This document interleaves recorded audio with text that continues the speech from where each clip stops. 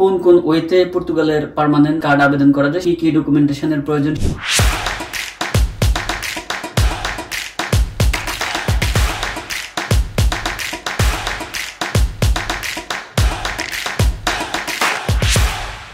পর্তুগালে বর্তমানে পাসপোর্ট পাওয়ার যে সময় সেটি দীর্ঘসূত্রিতার কারণে অনেকেই এখন পর্তুগালের যেই পার্মানেন্ট রেসিডেন্স অর্থাৎ পিআর আবেদনের দিকে ঝুঁকছেন। তো আগে যেমনটি অনেকেই কিন্তু 6 মাস থেকে 1 বছরের মধ্যে তাদের যে পর্তুগিজ নাগরিকত্ব আবেদনের পরে তাদের সেই নাগরিকত্বটি অনুমোদন হয়ে যেত, অর্থাৎ সেই কাঙ্ক্ষিত পর্তুগিজ যে লাল পাসপোর্টটি সেটির অধিকারী তারা হয়ে যেতেন।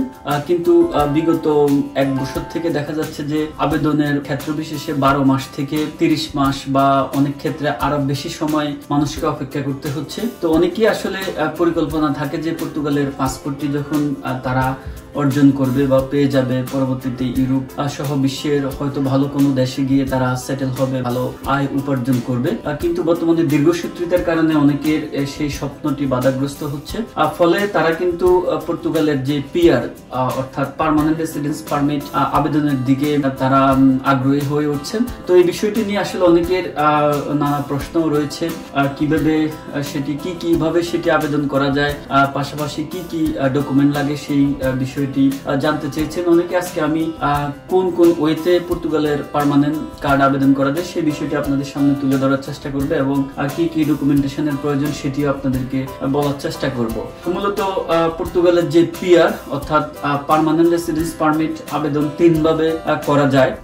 যেভাবে আবেদন করেন না কেন, প্রথম যে কন্ডিশনটি সেটি হচ্ছে আর্টিকেল 80 এর মাধ্যমে হচ্ছে পিআর অর্থাৎ পার্মানেন্ট রেসিডেন্স পারমিট আবেদন করা যায়। আর দ্বিতীয় যে আর্টিকেলটি হচ্ছে সেটি হচ্ছে আর্টিকেল 125 অর্থাৎ আর্টিকেল 125 এর মাধ্যমে long term 5 years residence permit আবেদন করা যায়। এবং সর্বশেষ যেটি সেটি হচ্ছে আর্টিকেল 130 অর্থাৎ 130 আর্টিকেলের মাধ্যমে হচ্ছে EU long term 5 years residence permit আবেদন করা যায়। মূলত এই 3টি আর্টিকেলের মাধ্যমে অর্থাৎ আর্টিকেল 80, আর্টিকেল 125, 125 এবং আর্টিকেল 130, এই 3টি আর্টিকেলের যেটিতে আপনি পার্মানেন্ট কার্ডের জন্য আবেদন করেন না কেন, এই ক্ষেত্রে আপনার গতানুগতিক রিনিউয়াল করার ক্ষেত্রে যে সকল ডকুমেন্টেশনের প্রয়োজন, অর্থাৎ আপনি যদি চাকরিজীবী হন এক ধরনের ডকুমেন্টের প্রয়োজন, আপনি যদি বেকার থাকেন আরেক ধরনের ডকুমেন্টের প্রয়োজন, আপনি যদি ব্যবসা করে থাকেন আরেক ধরনের ডকুমেন্টের প্রয়োজন। যেহেতু আপনারা এই বিষয়গুলো জানেন, কারণ পার্মানেন্ট আবেদন তারাই করবে যারা এই দেশে 5 ইয়ার্স থেকে বসবাস করে। দ্যাট মিন্স হচ্ছে আপনি এর আগে একবার দুইবার আপনি আপনার কার্ডটি রিনিউ করেছেন। তো রিনিউর যে সকল ডকুমেন্টেশন লাগে সেগুলো লাগবে। দ্বিতীয় হচ্ছে আপনি যে দেশে 5 বছর ছিলেন সেটির একটি প্রুফ লাগবে, অর্থাৎ যেটি সেফ থেকে বা আইমা থেকে সেটি নেওয়া যায় কোয়ান্টো টেম্পো সার্টিফিকেট। আর সেটি আবেদন করলে হচ্ছে হয়তো অনেকে 1 সপ্তাহ থেকে 1 মাসের ভিতরে আপনাকে সেই সার্টিফিকেটটি দিবে। এবং পর্তুগালে লেভেল A1 A2 150 ঘন্টার যে ল্যাঙ্গুয়েজ সার্টিফিকেটটি সেটির একটি কপি আপনার থাকতে হবে। আপনি এই 3টির যেটিতে আবেদন করেন না কেন আপনার এই ডকুমেন্ট গুলো লাগবে। তাহলে আপনি এই 3টি আর্টিকেলের যে কোনো একটিতে আপনি পিআর অর্থাৎ পার্মানেন্ট কার্ড অথবা লং টার্ম 5 ইয়ার্স কার্ড অথবা EU 5 years long time residence পারমিটের জন্য আবেদন করতে পারবেন। তবে এই ক্ষেত্রে 130 যে আর্টিকেলটি রয়েছে EU 5 years long term residence permit, এই ক্ষেত্রে আপনাকে পর্তুগালের বাইরে সেনজেনভুক্ত যে কোনো একটি কান্ট্রিতে কমপক্ষে 6 মাস কাজ করেছেন এমন একটি প্রুফ আপনাকে দেখাতে হবে যদি আপনি আর্টিকেল 130 তে যদি আপনি আবেদন করেন। তো পর্তুগালের রেসিডেন্স পারমিট নিয়ে অন্য সেনজেন স্টেটে কিভাবে কাজ করা যায় সেটি নিয়ে আমি আরেকটি ভিডিওতে আপনাদের সামনে তুলে ধরার চেষ্টা করব। আর সেটি দেখলে আশা করি আপনারা বুঝে যাবেন। আর ইতিমধ্যে অনেকেই কিন্তু পর্তুগালের রেসিডেন্স নিয়ে বৈধভাবে অর্থাৎ এখানকার যে কোনো কোম্পানির থ্রুতে তারা ইউরোপের অন্যান্য দেশে কাজ করছেন। তাদের জন্য এই বিষয়টি খুবই সহজ। শুধুমাত্র যে আপনি যে কাজ করেছেন সেটি যে কোনো একটি প্রুফ, জব কন্ট্রাক্ট অথবা ডিক্লারেশন আপনি শো করলে কিন্তু আপনি আর্টিকেল 130 তে আবেদন করতে পারবেন। আর্টিকেল 80 তে হচ্ছে বেশিরভাগ মানুষ আবেদন করে, যেটি হচ্ছে পিআর পার্মানেন্ট রেসিডেন্স পারমিট। যেহেতু তাদের ন্যাশনালিটি আসতে অ্যাপ্লিকেশনটি কমপ্লিট হতে অনেক সময় লাগছে, এক্ষেত্রে তারা পিআরটি নিয়ে নিচ্ছে। পিআর নিয়ে নিলে হয়তো তাদের অন্যান্য দেশে অর্থাৎ ইউরোপীয় ইউনিয়নভুক্ত অন্যান্য দেশে তাদের মুভমেন্ট, জব অথবা থাকার যে বিষয়টি সেটি অনেক সহজ হয়ে যায়। এই ক্ষেত্রে পাসপোর্ট না পেলেও কিন্তু এটির মাধ্যমে সেই সকল দেশে গিয়ে অবস্থান করা বা কাজ করা অথবা নিজের ইনিশিয়েটিভ ব্যবসা বাণিজ্য শুরু করা যায়। বেশিরভাগ মানুষই কিন্তু আর্টিকেল 80 তে পিআর আবেদন করছে। এটির ক্ষেত্রে আপনি যখন এই পিআর এর জন্য আবেদন করতে যাবেন, অ্যাপয়েন্টমেন্টের দিনে কিন্তু আপনাকে ইমিগ্রেশন যে অফিসার তিনি আপনাকে জিজ্ঞেস করবে যে আপনার পিআরটি কেন প্রয়োজন হবে। এটি কিন্তু আপনাকে পরিপূর্ণভাবে ব্যাখ্যা করতে হবে যে এটি আপনার কেন প্রয়োজন। এই প্রশ্নটি বেশিরভাগ মানুষকেই করছেন তারা।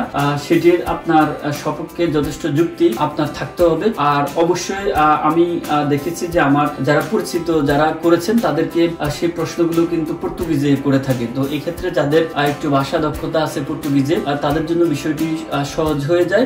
যেহেতু আপনি এই দেশের পার্মানেন্ট রেসিডেন্স পারমিট নিতে চাচ্ছেন, সেই ক্ষেত্রে পর্তুগালের যে ল্যাঙ্গুয়েজ প্রফিসিয়েন্সি রয়েছে A2 মানে সেটি আপনাকে থাকতে হবে এবং পর্তুগিজ ভাষাতে আপনাকে মোটামুটি কথা বলা জানতে হবে। অন্যথায় কিন্তু আপনার হয়তো পিআর আবেদনটি তারা খারিজ করে আপনাকে সেটি নরমাল যে রিনিউয়াল রয়েছে সেটি আপনাকে করে দিতে পারে। যারা আর্টিকেল 80, 125 অথবা 130 তে আবেদন করবেন, অবশ্যই আপনারা একটি প্রিপারেশন নিয়ে যাবেন ইমিগ্রেশনে, যেন আপনাদেরকে প্রশ্ন করলে সেটির সপক্ষে আপনারা পর্তুগিজে যেন উত্তর দিতে পারেন। অন্যথায় কিন্তু আপনাদেরকে হয়তো পিআর আবেদনটি খারিজ করে দিয়ে নরমাল যে রিনিউয়াল সেটি আপনাদেরকে দিতে পারে। অনেকেই প্রশ্ন করেছেন যে পিআর এর যে অ্যাপয়েন্টমেন্টটি অর্থাৎ আর্টিকেল 80 অ্যাপয়েন্টমেন্টটি কিভাবে নিতে পারবো, সেটি অবশ্যই আপনারা কল সেন্টারের মাধ্যমে নিতে হবে। কল সেন্টারে ফোন করে আপনারা আপনার স্ট্যাটাস জানালে তারা আপনাকে আর্টিকেল 80 পিআর এর যে অ্যাপয়েন্টমেন্ট সেটি আপনাদেরকে দিবে। তবে এই অ্যাপয়েন্টমেন্টটি ফ্যামিলি রিউনিফিকেশনের যখন অ্যাপয়েন্টমেন্ট ওপেন করে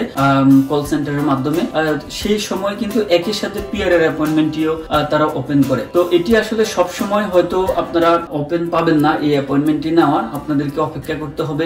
যখন ফ্যামিলি রিউনিফিকেশনের অ্যাপয়েন্টমেন্ট অ্যাভেলেবেল থাকে বা ওপেন করে, তারা তাদের যে সোশ্যাল মিডিয়া রয়েছে সেখানে তারা কমিউনিকেট করে যখন ওপেন করে, তখন সেই সময় আপনাদেরকে যে কল সেন্টারের যে নাম্বার গুলো দেয় সেটিতে আপনারা ট্রাই করে আপনাদের পিআর এর যে অ্যাপয়েন্টমেন্ট রয়েছে সেটি অ্যাপয়েন্টমেন্ট আপনারা নিতে পারেন এবং সেই ডেটে আপনারা আপনাদের পিআর আবেদন করতে পারেন। তো দর্শক, আশা করি আপনারা বুঝতে পেরেছেন যে কি কি ভাবে পর্তুগালের পার্মানেন্ট রেসিডেন্স পারমিট আবেদন করা যায় এবং কি কি ডকুমেন্ট লাগে।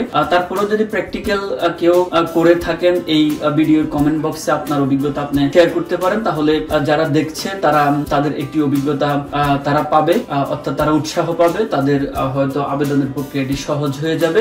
এবং আপনাদের যদি আরো কোনো বিষয়ে জানার আগ্রহ থাকে তাহলে অবশ্যই সেটিও কমেন্ট সেকশনে আপনারা জানাবেন। আমি চেষ্টা করব সেটি যদি আমার নলেজে থাকে অথবা ইনফরমেশন সোর্সিং করে আপনাদেরকে সেই প্রশ্নের উত্তর দেওয়ার। তো দর্শক, ভালো থাকবেন, দেখা হবে পরবর্তীতে অন্য কোনো ভিডিওতে।